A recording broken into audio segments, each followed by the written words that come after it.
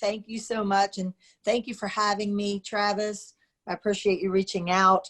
We're happy to be here today on the virtual meeting. We've got Mary Kay Cheney. She's our administrative assistant. Jackie Mollis. She's our associate director of membership and business development.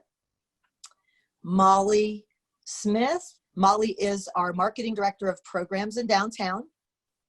And Andrew Oliver, he was able to join us at the chamber 2 weeks before we all started to telework. And Andrew is our director of engagement and economic progress.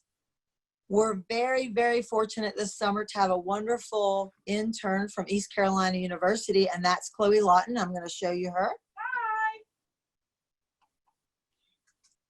Here at the chamber, we all have to work together to make sure that we're meeting our community's needs. And as you all know right now, that's a real challenge. If you have any questions up front, please let me know. I'm happy to answer those questions. Our team here at the chamber has been working from home virtually since March 17th. The last couple of weeks, we started to come back into the office consistently. And as of last night, our office is now a mandatory masking area. So anyone who comes into the chamber has to have a mask on. We do have a PPE station for them to wash their hands with the hand sanitizer. And then of course we have masks and a thermometer. So here in Kernersville, we've been very successful and thankful to everyone like Randy coming into our community and shopping and spending money. We have had, unfortunately, one business that went out of business. Don't know if it was due to COVID, but everyone else has had some real success. We're getting a lot of great feedback that folks are shopping, they're spending their money in Kernersville, and they want our community to continue to thrive. What's been the most successful proactive outreach you've done to reach the members? I guess I'm up on your website now, but what do you think has been, what's been best received? Yeah, I think I can't choose anything more than at this point, the resources page, the resources block on our website. Anytime something came out from the governor, anytime something came out from the CDC, anytime there was an opportunity for a grant or even the PPP loans and the EIDL loans, we made sure that those links were there so that folks could get involved with whatever they wanted to do to fulfill the needs that they had for their business. We are very confident that Piedmont Triad Regional Council has been doing some major, having major benefits to our community, and they're right down the road. So if anyone hasn't heard of PTRC, please, please, please don't hesitate to go on their website, take advantage of the trainings they've had. We are a mask certified business. So we did the 1 and 2 modules as a team. And so that folks feel comfortable to come into our business. We want folks to know in Mount Airy, in Kernersville, in Winston-Salem and High Point that we are open for business and we have all the safety precautions in place so that they can feel comfortable in coming to our communities and enjoying themselves. Chris, I'll piggyback off on that as far as the resource Molly. boxes. I don't know if this also answers your question, but as far as the 5 to 6 boxes go, at one point our takeout blitz had about 13 to 20,000 people accessing it on a weekly basis. And I think that was just because our community really wanted to go behind and support the restaurants at that time. So that was one of the most, I think, impactful ones that we did during this time. Yeah, we know the restaurant community here, and as I know, I'm sure there has been impacted probably the worst. There are others that have been impacted, and certainly many people have lost their jobs as well in the region. But It's great that all of the your staff members are here and give us that impression as well. Because Christy, our membership director, has asked how have you guys approached new member sales in a time that, you know, some people may be considering, I guess, pulling back a little bit. Yeah, Jackie is amazing. She's on the call. Jackie, do you want to chime in? Hi. We have had quite a few people reach out to us, and that's who I've focused on. I've created an email packet with some information to send to them, and then I've did a couple one-on-one Zoom calls with potential new members.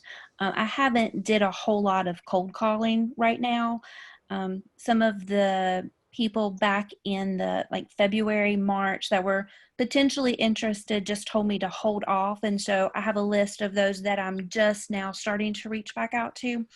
But I've mainly focused on the ones who have reached out to the chamber first. And that seems to be more successful than any kind of cold calls. Don Masura has a question to Chris, and I agree with this one. It says, he noticed a lot of major road and highway construction in Kernersville area. Boy, ain't that the truth. Yeah. What effect has this made on your business community, Chris? Yeah, we were very lucky to receive when the North Carolina readjusted the grant program for the roads, that our projects got moved to the top. So as you all could see, we had probably 7 projects going on at the same time. Right. We also have projects continuing, and absolutely we've seen a benefit because we're located right between the 240s. We're also involved in that northern loop. So with that said, our challenge is the safety on South Main at this point, because so many people are coming in to that area that they had to make it anything right in, right out. So you think that was great for those businesses, but they really had to adjust because you used to be able to cut right across the road and get to it. So there were some growing pains on South Main, but they've been adjusted, and our businesses are seeing a lot of benefit to those road improvements. And we'll continue to see that. For those of you who may know Kernersville, the north end of town is getting 2 improvements, and that's starting to build up now. So it's a good time to be in the Kernersville area. Could you talk more about Leadership Kernersville and educational activities that your chamber does? And have you guys looked into doing these events virtually now, because we're in what we're dealing with here? Yeah, I'm going to turn over the Leadership Kernersville question to Andrew in a few moments, but our educational piece, Molly Smith has some really great ideas and started a small business development series. Molly, do you want to share with them about that? Yeah, so we had wanted to start a small business development series, but this year it was going to look a little different with COVID. So my first seminar was based on marketing yourself in Kernersville amid COVID-19 concerns. And I went over not only everything that we as a chamber provide for our members, as well as being listed in our directory, the takeout blitz that we mentioned, the shopping guide, but I also talked to them about search engine optimization and keywords that they could use during this time. I talked about optimizing your social media to get the best reach. I talked about free online resources for creating eye-catching graphics that they could use. And all of that I try to keep to a minimum price point, because right now a lot of small businesses would probably be looking for that anyways. So we got a sponsor for it, and then we actually got a supporting sponsor. It was a local radio station, and anybody who attended that small business development series received 15 free radio spots for their business. Wow. Just for going. Wow. And so a lot of them have had a lot of benefit out of that, and they were so excited. And actually from that series, I think I scheduled maybe 4 one-on-one sessions with the business, and one person was like, how do I even get on Google? and we have a Google local partnership certification here at the chamber. So I attend trainings, and a lot of the interest was kind of on that, as well as how do I make a Facebook graphic without having to pull it off of Google Images. And then for the virtual events, when we've just kind of gotten creative, like our Women in Business networking event, we did a virtual escape room, and I'm sure Andrew will talk about his trivia night, but we've just tried to make it engaging. And our small business development series was all via Zoom.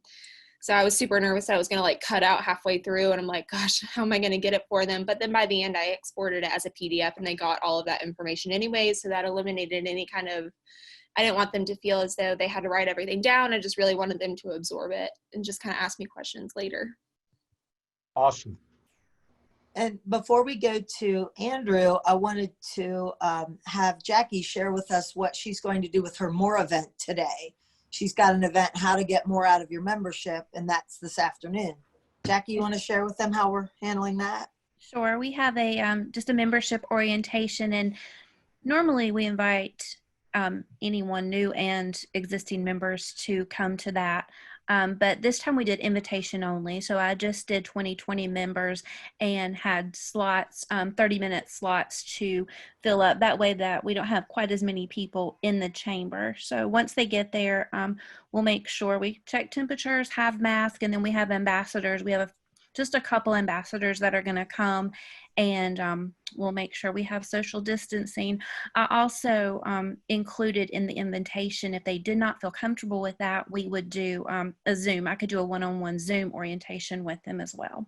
So that's going to be our first More event back since COVID. So Leadership Kernersville is our leadership program. It goes from about August all the way until May, except if you were in the last class, it went to June. Because we had to change some things. But really, it's a great program to kind of get a crash course in everything Kernersville, to meet new people, to network, build with those relationships, but also see what the great things that are happening in Kernersville too. I was in Randolph County for many years when I was younger, went through a leadership program there, so I know the benefits of it, and I can still say that I networked with those people and call them friends that I was in class with. And Leadership Kernersville is doing that, which is awesome. And actually, our new class applications are due tomorrow, and so we're already building a really good class for the start of August. So, yeah.